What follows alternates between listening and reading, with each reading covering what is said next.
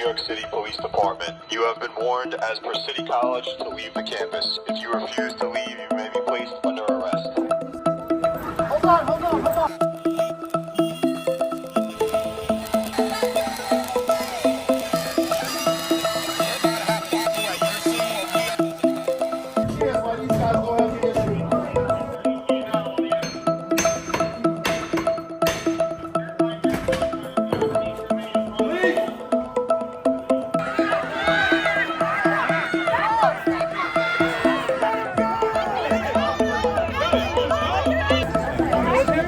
The protest over the Israel-Palestinian war is intensifying, with New York City police officers storming Columbia University to end a pro-Palestinian protest that has paralyzed the Ivy League institution for nearly 2 weeks. NYPD reportedly entered the campus after receiving a notice from Columbia authorizing them to take action.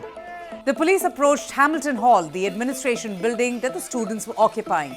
The students have been protesting against Israeli military action in Gaza, and they have also been demanding that the school divest from companies that they believe are profiting from the conflict.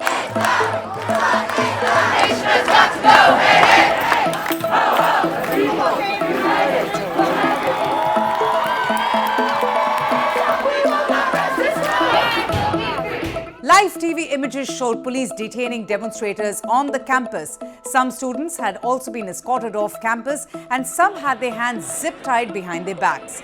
Some students were loaded onto law enforcement buses as well. The situation escalated quickly as officers seen wearing helmets and carrying shields and zip ties moved to clear the protesters who had occupied Hamilton Hall and set up barricades. According to The Guardian, Columbia also confirmed that it reached out to police even before these students entered the campus. In fact, according to the university spokesperson, a little after 9 p.m. this evening, the NYPD arrived on campus at the university's request. This decision was made to restore safety and order to our community. Now, the spokesperson also reiterated that the group who quote-unquote broke into and occupied the building is being led by people who are not affiliated with the university. All the children's sons and daughters! All the children's sons and daughters! In fact, they went on to state, and I quote, "The decision to reach out to NYPD was in response to the action of these protesters, not the cause that they were championing. We have made it clear that the life of campus cannot be endlessly interrupted by protesters who violate the rules and the law." The protests and demonstrations at Columbia is part of a larger wave of campus protests nationwide, sparked by Israel's offensive in Gaza, followed by a deadly attack by Hamas militants. Now, these protests have triggered significant debate over academic freedom, the right to protest, and the impact of these protests on campus safety. So the question arising is just how these protests, which started at Columbia, mushroomed nationwide, spreading to prominent institutions such as Harvard, Yale, and Berkeley, with hundreds being arrested.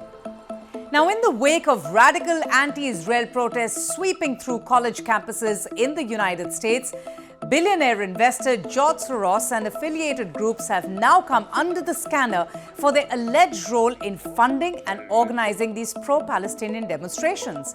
According to the New York Post, these protests have been coordinated by branches of the Soros-funded Students for Justice in Palestine, or the SJP. Central to these protests are individuals identified as fellows of the Soros-funded U.S. campaign for the Palestinian rights.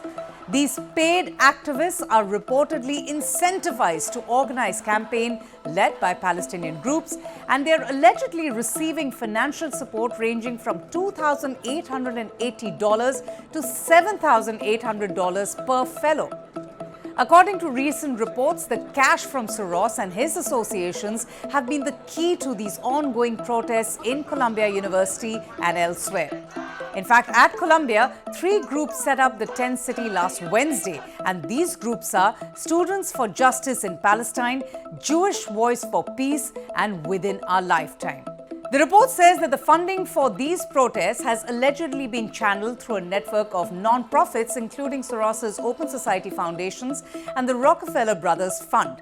Now, the Rockefeller Brothers Fund is chaired by Joseph Pearson and also includes David Rockefeller Jr., who's a 4th-generation member of the oil dynasty and is on its board of directors as well.